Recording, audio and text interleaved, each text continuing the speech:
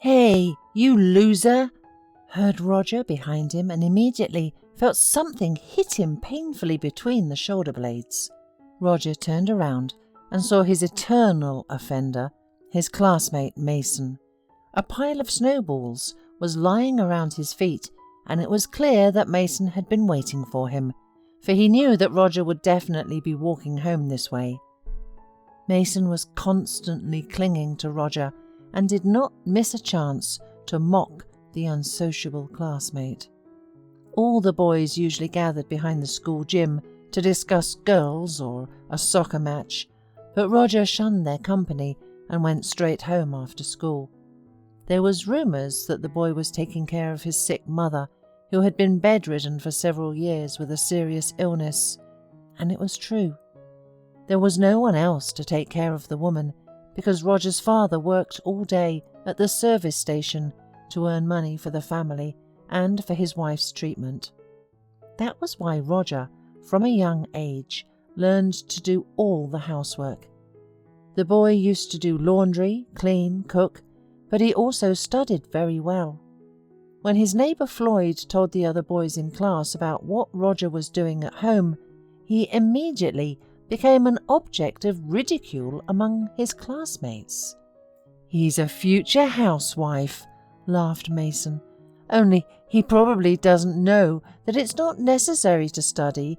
Even such losers are taken in," he added wickedly, and all the boys laughed in unison. Mason's opinion was considered authoritative. His parents often went abroad and constantly brought their favourite son fancy things and expensive equipment. Since that day, Mason and his friends began to mock Roger often, trying to humiliate him, especially in the presence of girls from their class. But Roger always held himself with dignity and did not react to the attacks, and this irritated Mason even more. Roger lost his temper only once. It happened when Mason came too close to him and pulled the button of his old shirt and tore it off along with a piece of cloth. For a moment, Mason seemed even taken aback, but then, looking at his friends, who were standing far away, grinned and threw the torn flap in Roger's face. "That's okay, you can sew it on.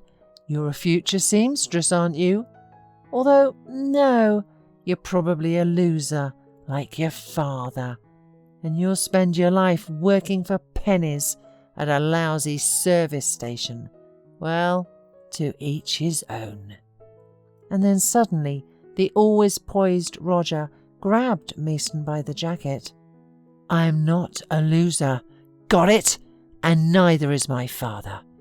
He works there so I can achieve success in life because I deserve it, unlike you. And if you ever say anything about my father again—" "What will you do?" asked Mason with a challenge, hearing his friends coming closer behind him. "You'll find out then," answered Roger calmly, and releasing Mason, simply walked away. Mason wanted to continue the fight, but he was stopped by his friends, who said that Roger was a brave boy, unafraid to stand alone against all of them. Since then, Mason has held a grudge against his classmate for his humiliation, and if before this incident he had mocked him without anger out of nothing to do, now he began to do it purposefully, thinking over his every move. Once he even vandalized the chemistry lab and said that he had seen Roger go in there after lessons. Roger was saved from punishment by Tiffany, a local beauty and excellent student who had seen Roger at the pharmacy at the time. They believed the girl, of course, and Mason was just furious that this loser was lucky again. Many years had passed since then. The roads of the classmates had parted, and now they had decided to get together again. The task to find all classmates was given to Tiffany, who had already managed to make a successful career and become a chief accountant of one of the city's companies. On the eve of the reunion, Mason drove in a luxury car to one of the well-known chain car washes. Getting out of the car, he proudly went to the young man who was taking orders, and suddenly he was surprised to recognize Roger in him. A smirk appeared on Mason's face. Well, justice has finally been served, and this arrogant beggar got what he deserved, he thought happily. Oh, what a meeting, grinned Mason sneeringly. Turns out I was right. You've decided to continue the family business, he added smugly and laughed. Hello, Mason. You haven't changed either, I see. You still do not respect yourself, insulting the work of other people, replied Roger calmly and started washing the car. The cold-blooded calm made Mason finally lose his temper. He already clenched his fists, but then he remembered the reunion and an idea occurred to him. He took out his phone and began filming Roger washing his car. So, honest student, has your school knowledge been useful to you? You wash cars, so you're a loser after all, just like your father. Do you remember how we laughed at school that you would follow in your father's footsteps, and you shouted that it wasn't true and that you deserved more? But eventually it turned out as I had said. How ridiculous you are. Roger was silent. When he finished his work, he looked indifferently at his classmate and left without a word. Mason could not sleep all night, anticipating how tomorrow night at the party he would show everyone the video, under the approving laughter of his school friends, and finally he would be able to cause the smile of the unapproachable Tiffany, whom he had loved since childhood. He tried to woo her many times, but every time he got a polite refusal. A reunion was planned at the best restaurant in the city. The girls, in beautiful dresses, with beautiful hairstyles, and mature guys, looked at each other with interest, laughed, recalled their high school years, and asked each other how life had turned out.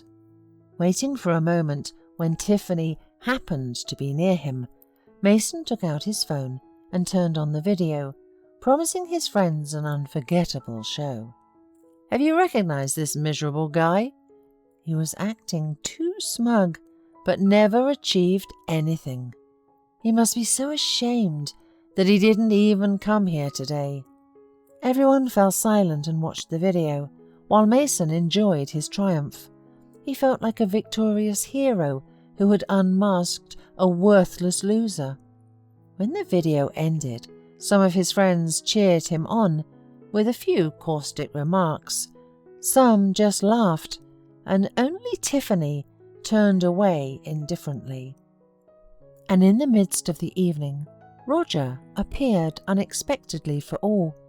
He was stylishly dressed. An expensive Swiss watch was on his wrist, and he immediately attracted everyone's attention. The girls noticed at once that, judging by the absence of a wedding ring, Roger had not married yet, and immediately began a struggle for the attention of such a prominent man. Everyone had forgotten about Mason, who at first was bewildered, but then pulled himself together, throwing mocking glances in Roger's direction. Everyone started asking Roger about his occupation, but he only evasively replied that he was engaged in car washing. Seeing Tiffany, the guy was pleased, and they spent the rest of the evening together talking about everything. When people began to leave, Roger and Tiffany drove away together in his car. The rest of the men began to discuss Roger again and wonder about his business. In the end, they all decided that Roger and Mason just played a practical joke on them today, having shot that very video. Well done, said Floyd, patting Mason on the shoulder approvingly. How did you both come up with that? Are you all stupid? Snapped Mason. Didn't you realize he had made a performance for you. Renting things isn't a problem now, and you fell for it, he said with a frown, and staggered out of the restaurant. A week after the reunion, the same car, which was previously driven by Mason, stopped again at the same car wash. Only the driver was not Mason at all, but an elderly man in a suit. In 10 minutes the car was clean, and suddenly a panting Mason showed up at the car wash and started hurriedly making excuses to the man in the suit. "I'm sorry, Mr. Young.